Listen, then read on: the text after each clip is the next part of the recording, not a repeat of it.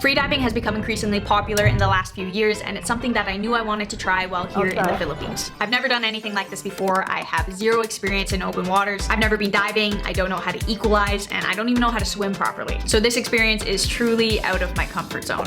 Being able to control your mind and relax your body while pulling yourself into the abyss is something that I can't really wrap my head around. And to be honest, the main exposure that I've had to freediving has been overwhelmingly negative. Videos of people losing consciousness underwater are the most shared, and as a result, my view of the sport was tainted. I obviously was aware that I wouldn't be going far on my first day, and accidents in the beginning stages are few and far between. Yet the thought of going underwater for an extended amount of time was still daunting.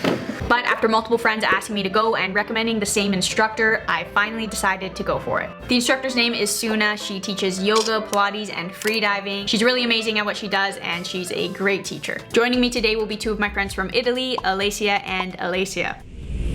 We met up in the morning and made our way to Dauin, which is the area that we'd be diving in. After making a quick stop for some fruit, we arrived at the location where we'd have an academic session before jumping into the water. We went over the basics. We learned about the physiology of freediving, the equipment used, and the safety practices that are implemented. About an hour later, we started our lung stretching, which was surprisingly relaxing. The way you do it is you take that deep breath in, you hold it, and then you can follow me, of course. The first thing we do is this way while holding your breath for a couple of seconds. Come back in the middle, you exhale.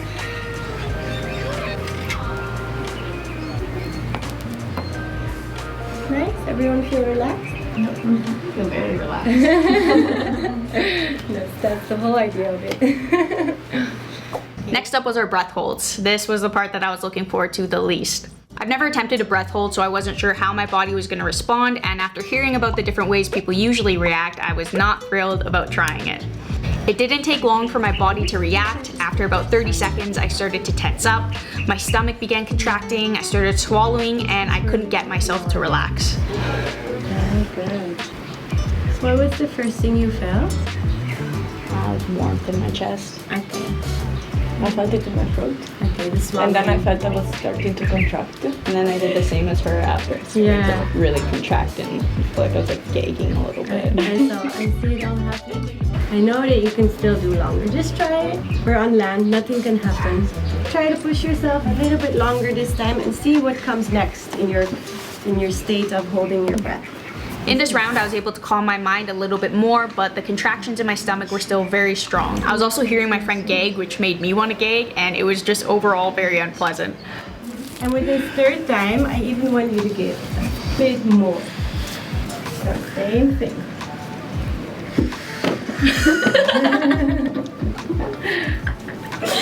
You're getting ready to torture us. How long do you think you hold your breath for? I genuinely have no clue, no concept of time. Yeah. Around 2 minutes. 2 minutes? So what? 1, 2, 3, 4, 5. You're right, because your first one was 2 minutes exactly. Ah. Yeah, yours too. 2, 2. Yours was 2 minutes and 11 seconds. That was your first one. And then the second one was 2 minutes and 20 seconds, which is really good for like your first time. That's amazing. 2 minutes 45, 2 minutes 36, and then the last one you did 2 minutes 25, and then you did 3 minutes. Oh. And then you were like, I'm gonna do longer. You did 3 minutes and 11 seconds. Wow. Yeah. Wow. Knowing that you can hold your breath for this long, I just want you to remember one thing. So when we go down that line, imagine you reach 10 meters and at that moment you're like, oh no, I'm out of breath. Just remember how long you can hold your breath for. Just remember, if you start thinking, if your mind takes over, just be stronger than your mind and remember how long you can hold your breath for on land. There's no need to panic in the water. Just stay relaxed. Stay in control. But you're ready. It was finally time to go. We jumped in the water, and after a demo from Suna, it was my turn to start. Take your 2 minutes of In my first attempt, I quickly realized that I didn't know how to equalize, and I also forgot to take my snorkel out, which I'm sure didn't help.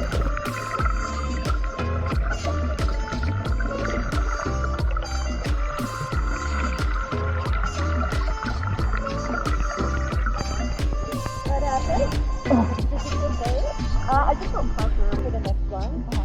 Don't try going down. Stay there. Just try to equalize a couple of times.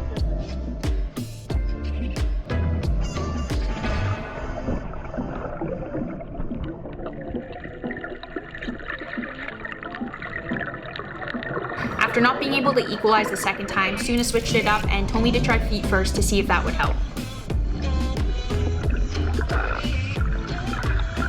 It was a little frustrating. I didn't feel like I was even close to being out of breath, but I just couldn't figure out how to get rid of the pressure in my ears, and I knew that it couldn't go any deeper. You okay? Yeah. Nice. Good. Good first try. Ale was struggling with equalizing as well, but Sia had no issues and did 13 meters on her first day.